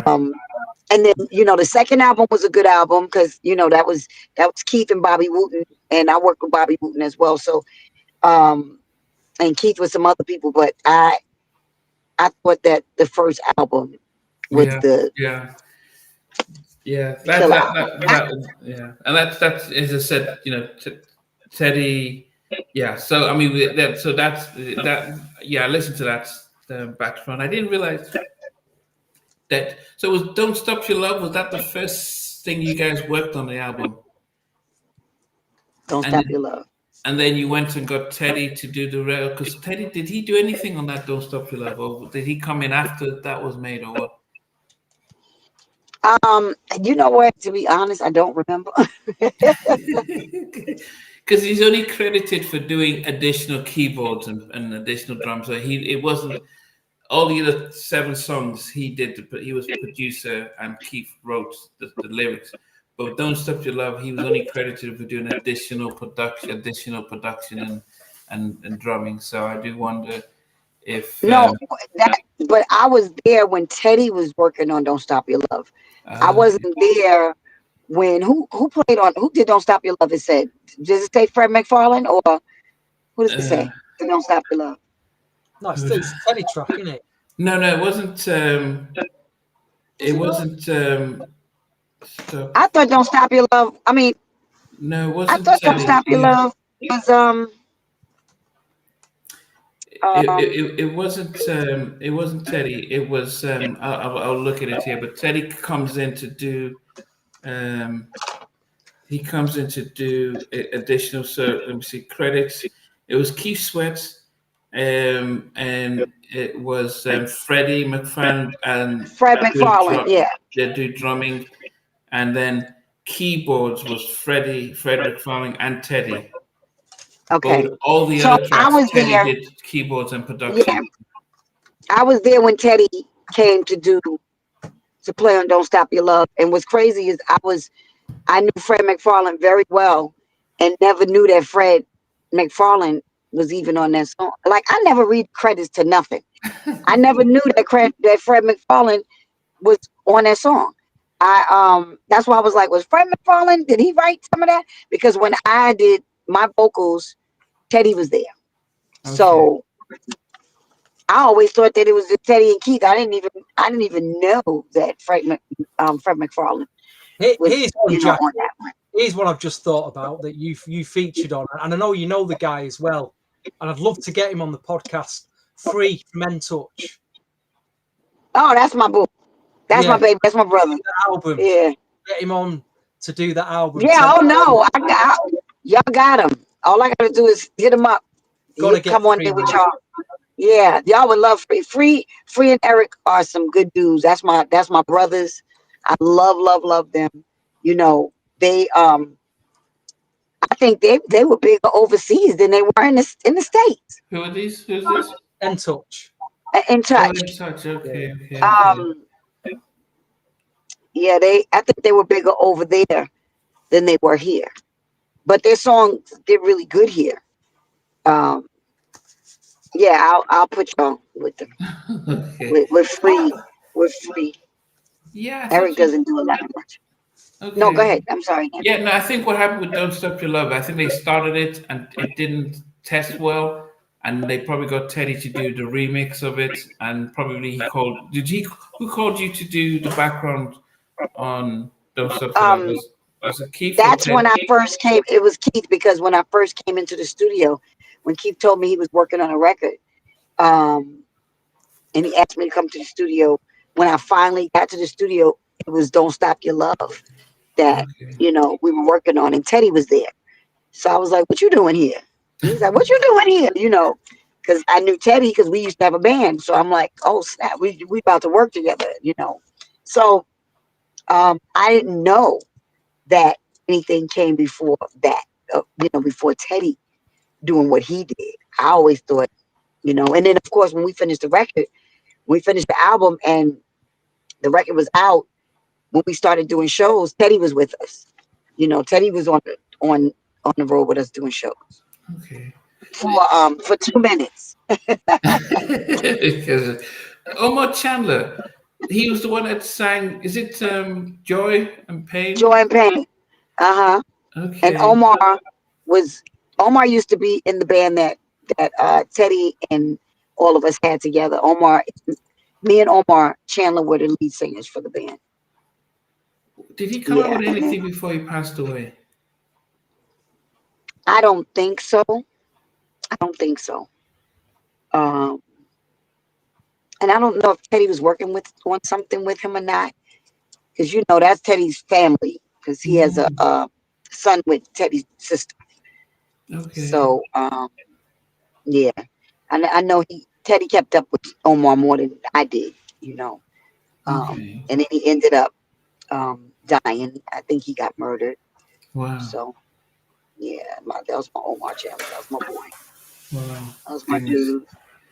And I guess finally, was Johnny Kemp, because apart from Just Got Paid, I mean, we didn't really him. Did he? I mean, Steve, do you have anything else that he came out with? He did a track in the mid-80s called Just Another Lover, which was an amazing, like, boogie disco. Yeah, Amazing he record. did. I love that song too. Yep. I think Johnny's album, they didn't push Johnny's album enough. You know, when Johnny came out, because I've been knowing Johnny's Uncle Johnny to me. I've been knowing him since I was 12 years old. Wow. And when I started singing, when I was 17, going on 18, when I moved back to New York, I started working with Johnny in the band, you know, that I was in at that time. Johnny was the lead singer for that too. So he helped me a lot. And I just felt like they didn't do Johnny's, you know, album. They didn't, because he had a song called Just Like Flying on his album. Beautiful song. Beautiful song. And I thought that song would have did really well. But they just didn't push his album the way they should have. Even after massive global, because Just Got Paid was big in Nigeria, it's good, big around the world, and I thought, okay, yeah, but it feels like it was a one-hit wonder because you had that one global hit, and then we didn't see anything that followed through. Yeah, I mean, and that's what they do, you know. And it's sad that a lot of us get caught in that. You know, sometimes people be cruel to me if I say something they don't like, and they'll go, "Oh, she's just a one-hit wonder," and I'm like, "Oh no, I got a lot of hits. Let me help you count." I'm like, "Oh no, don't get it twisted." I'm like, I'm on "Don't Stop Your Love." That was a #1 record. I'm like, I'm gonna make it last. I'm on, I'll go down the list, and then I tell them, "Oh, and a double platinum record was Salt and Pepper." Salt and Pepper's album, the Black Magic album, wasn't even. That album only went gold, but the single did better than the album did. Expressions was Salt and Pepper's first #1 record on the Billboard chart, on the Billboard hip hop charts. That was the first time ever getting a #1, and it stayed #1 for 8 weeks. So we hung in there for 2 months. #1. Wow. I let them have that. I was out on the road with Toto. I was like, okay, I did my job. I'm out. And I went out with Toto. So yeah. It would But be go ahead. Go No, go ahead. ahead. See what you're saying?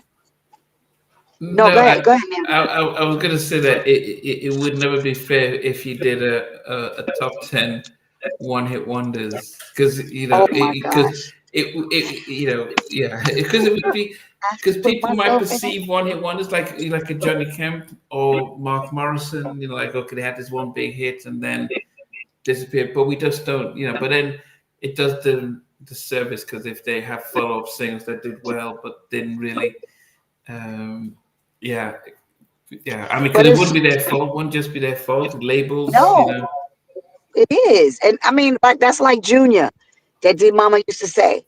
That was my dude. Like, we were friends. I haven't seen him in years, but we became friends back in the day, and that was my joint. Like, that was fire. I don't know how well he did overseas, but Mama Used to Say was really the only one that really blew up. I think he had a few more that people liked. But I think it's unfair. I mean, we could do a show.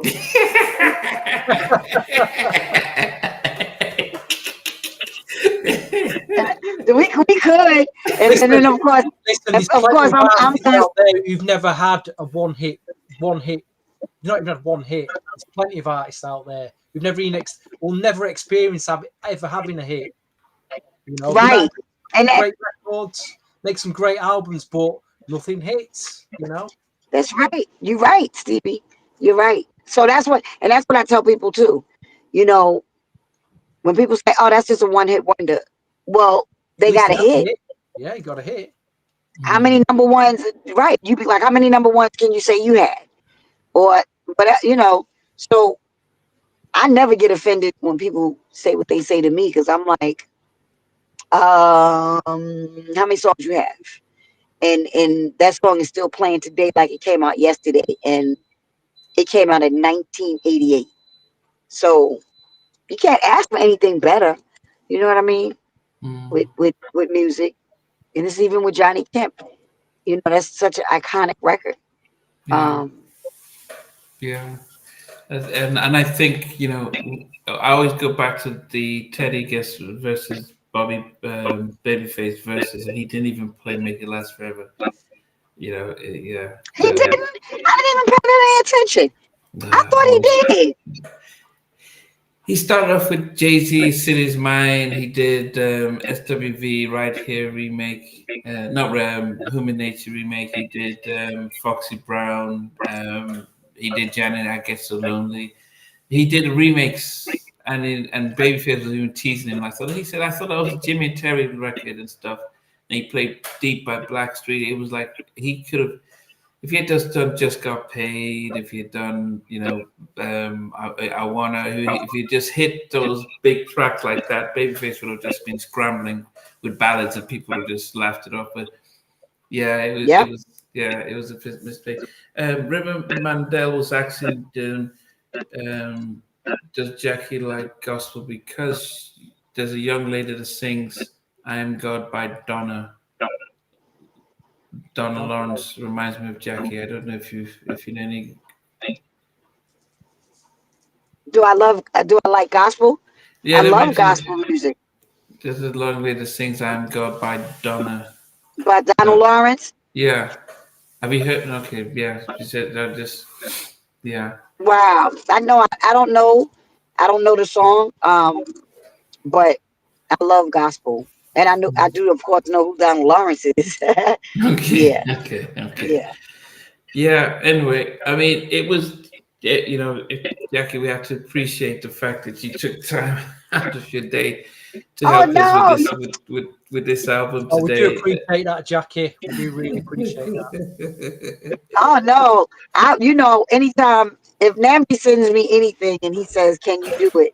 I'm gonna figure out a way to do it. And he knows I'm always in my car. But when he said it's me and Stevie, I was like, "Oh hell yeah, I'm in." But the countdown thing, I was like, "Okay, let me get myself together on the countdown," because y'all know the background of music more than I do. I don't, I'm not a credit reader. Like, yeah, but I don't read the credits. I don't know. You were in the industry there at the time. Yeah. Your time was it's different. I mean, for us, we were just buying a record. You were just standing on stage, watching her perform, and the whole stuff with Chucky, and So it's a different thing just to see from that point of view and stuff, and even as an artist appreciating Janet, how different that could have been like. I love Janet. I still love Janet to this day. If anybody talk bad about my Janet, I go in because I am a Janet fan. I don't worship people, but Janet's up there with my girls, with my Tina Turner, and the lead singer for the group Mother's Finest, Joyce Kennedy. She's one of my favorites, and Shaka. And Janet is just up there for me. She proved herself to stand the test of time. So she earned her flowers. When these little young girls out here, they want to booty dance and they dropping it, twerking. I'm like, what the hell is that? That's nothing. Janet is up there like, they're like, oh my gosh, she's not that's Janet Jackson. She's old, but she tearing that damn stage up. She's dancing around that stage at 58 years old, like she's 35. So I fight for my Janet. I fight for her. Yeah, and I don't know if she still gets the credit. I mean, they start, because people's memories are short. They think about, okay, I look at Beyonce, but they're thinking, well, when Janet was at her prime, she was doing things. She was competing against, she wasn't compared to other females. She was competing against the males out there. It wasn't like, okay, right. she was, when Madonna was at her prime, people weren't just saying, "Oh, she's great as a female artist." They were like, "She's one of the biggest artists around." So Right. nowadays, yeah, people don't understand and appreciate how hard it is to sell 15, 20 million albums. Right? That's right. They use the streaming stuff like it's free music, and I'm listening to it. I just watch a 10-second video and I'm listening to the track. Back then, you had to buy the album. You had to go to the store. Here's my $17, and that's That's for Michael right. Jackson to sell 100 million albums worldwide. I remember in Nigeria we bought the album, the tape. And we played it, and when it broke, we went back and bought a new one. I mean, that's how Right. artists today just do streaming. You can't put those numbers up and count them as anything. It's And those, they don't. I didn't mean to cut you off, Nnamdi, but they don't. Their music is nothing like these classic albums that were put out. You know what I mean? Like, they're not putting out classic albums. No. They're not putting stuff out that we want to play it like 10 years from now and say, "Oh, that was hot." Yeah. Half of it we're gonna be like, "What the hell? What happened?" So Yeah. and I'm not trying to take from any of them, but I just think it's just a whole clown show right now with music. It's who can twerk the best, and the lyrics is trash, and I don't care. I go up against any of them. I'm like, yeah, what? Yeah, I'm hood, dude. Yes, what? But I'm just saying, like, they don't have any classic anything, So you got to go back to the classic, people that putting stuff out that's good music, like, Layla Hathaway and what's my girl? I love her voice. Not Vivian. I love Vivian Green, but I can see her face, but Vivian Green's name popped in my head. But it's she had this song Feeling. I think she got a Grammy for it. She was heavy set and she lost weight and she's like really cute. You pick dun, dun, dun, dun, dun, dun, dun, dun, feeling. Dun, dun, dun, dun, dun. I don't know the words to nobody's song. Okay, Oh it's not gosh, what's her Jasmine name? Sawyer. It's not Jasmine Sullivan. Okay. Yes, Jasmine. Okay. I love her.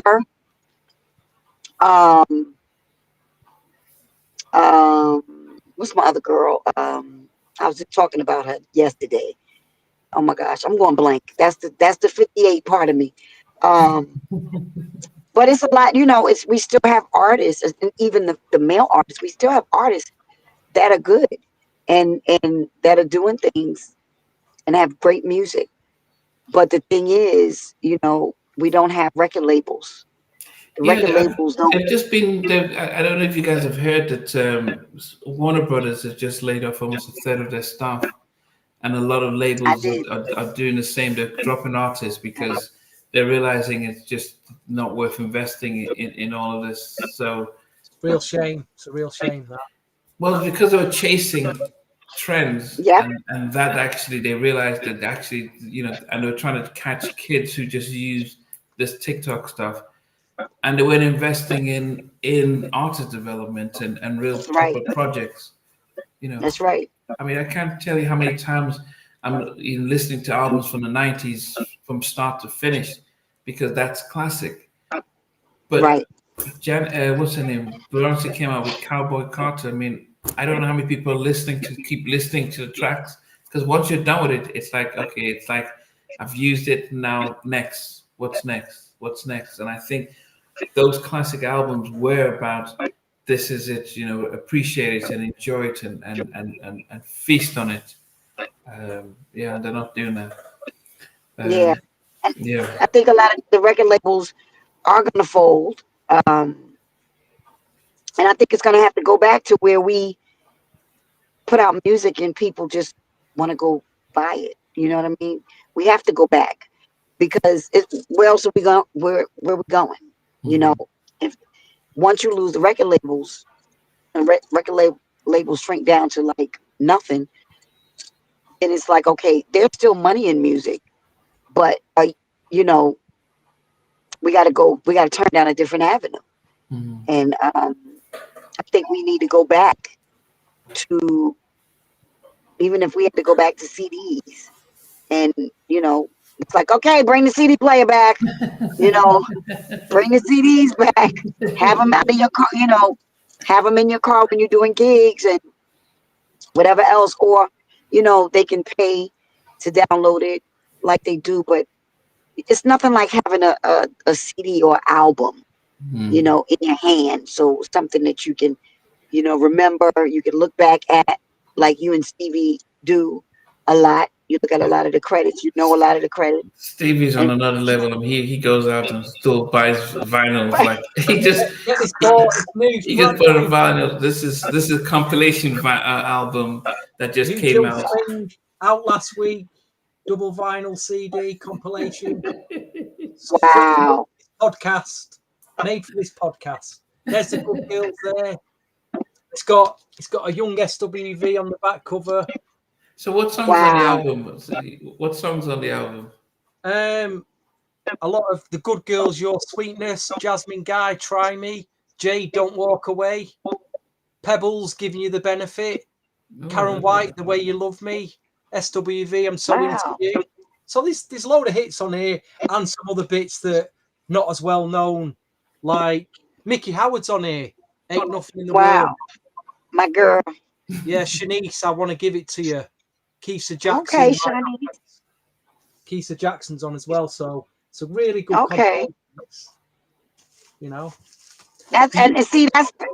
the stuff that we need, though. In the UK loves, the UK music market loves compilations. They sell a lot of compilations in the UK. Okay. That's probably why it's been put out here. I've got to give a big shout to one of the viewers, Mike. He emailed me to tell me that New York Undercover from, that series that was running in the mid-90s, New York Undercover. Yeah, that was my show. If you're from the UK, it's streaming on Channel 5, My 5, until December. I didn't know that. 26 episodes. Thanks for telling me, Mike. And thanks for watching our podcast. Yeah, okay. That was beautiful. They had a beautiful soundtrack and stuff. The Uptown soundtrack. I always forgot to ask Damien, when they recorded "Tell Me What You Like," were they actually planning to come back? So that would have been interesting just to find out. But anyway, and like you say, Jack, have a think about some of your favorite albums, and we will do one of them. Yes, we will do that, Jackie. So, guys, it has been it's been an amazing show. I think this is episode 45, and we're grateful to have Jackie join us today. I think we're meeting up with the guys from NGS4 in a couple of weeks, but we will look to come back, Jackie. I mean, definitely we'll be able to get you back once you give us a few albums that we can count down. So I will. We will do Make It Last Forever when Sheldon comes, because that's his all-time favorite album, and so we have to make sure he's around for that. But we may think of a concept album that we can talk about, and that'll definitely be great. But for Rhythm Nation, 17 million albums sold, one of the biggest debut tours ever. 7 tracks on the top 5 Billboard. It set records. It did amazing things. It curved the lane that for her. And as much as I didn't like the album, I still appreciate Janet for what she did and her success. I mean, she became a global icon after this, and we can't take anything from her. And as you said, at 58, she's still tearing up stages across the world. Right. And we've got two of our guys here who went to see her just a few days ago, and they still say she's really represented. So that's testament to Janet for what she's done. So yeah. Anyway, any final words, Stevie? My final thoughts of the evening are to Jackie and to all the viewers. I miss you much. And good evening. That's a good one, Stevie. Good one, Stevie. I just wanted to say thank you to you, Nnamdi, and Stevie, because you're always giving me love, showing me love, and you always make me feel like I'm not a one-hit wonder. So I appreciate Definitely that. not. I appreciate that. And anytime y'all need me, you already know. Just hit me up. I'm there. Oh, definitely. Most high willing. Yes. Okay.